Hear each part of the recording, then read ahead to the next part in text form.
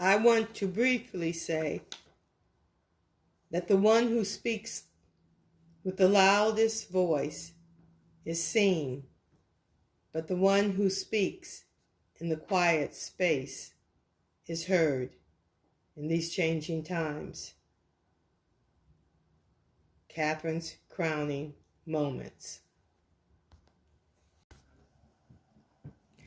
I opened the door, entered the assigned hotel room, and carefully looked around for a place to put down my crown and relax. The room was like most hotel rooms. It had large windows dressed in beautiful, cascading, oversized silk drapes. To one side of the room, close to a window, was a chaise lounge, one of several pieces of furniture in the room. There was also a small dressing table lit by a beautiful Tiffany lamp. My immediate impulse was to settle down on the lounge and massage my tired legs. But first, I had to remove my crown so I could comfortably rest for a few moments.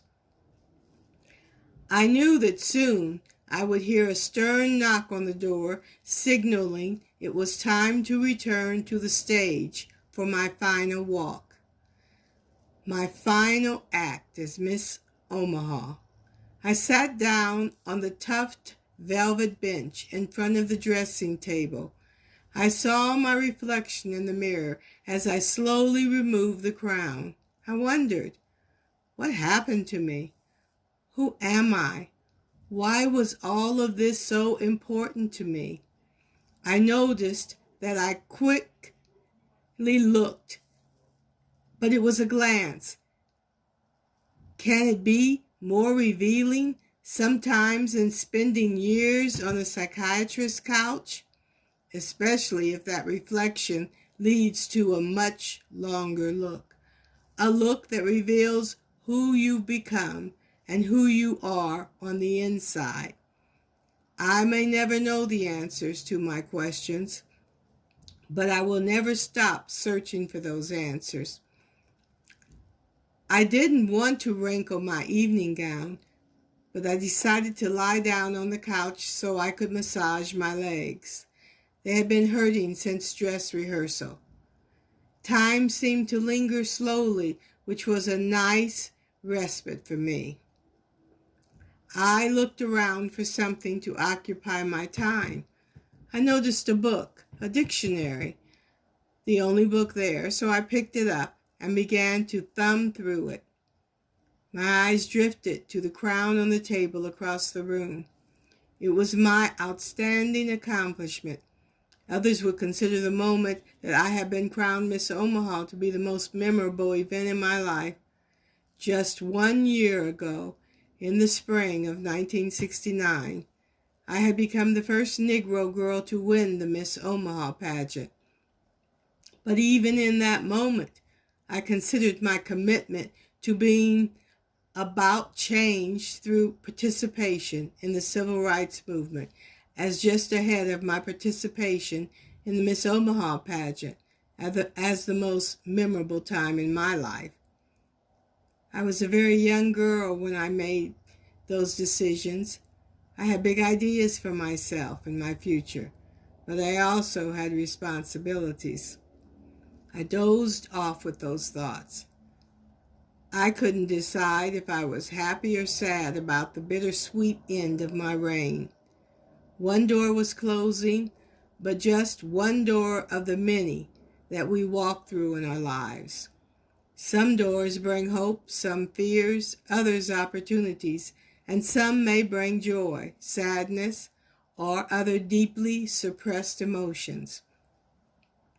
I had always been interested in, intrigued by, and impressed with the journey of my race.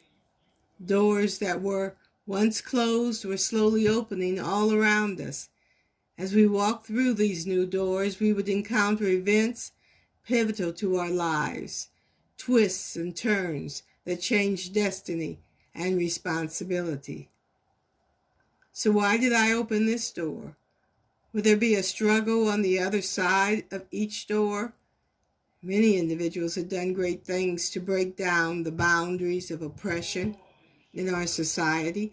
Many heights have been reached by man, and many barriers have been broken by people who were determined, inspired, and had a burning desire to succeed. It all seemed like a dream. I started as a young woman of little influence or status or popularity, but I dared to challenge and change an unjust system riddled with bigotry and hatred, while at the same time confronting the social norms around what is or is not beautiful. I've always wanted answers to my questions in life. I've often thought that they would help me become more intimate with my loved ones and even grow deeper in self-discovery. Over time, though, I've discovered that it's not the answers that matter the most to me. It's the questions, because those questions we ask help us understand ourselves and possibly others. I have held to the belief that if I continue to question, I will find that I remain open to new thoughts throughout my life. This is my story.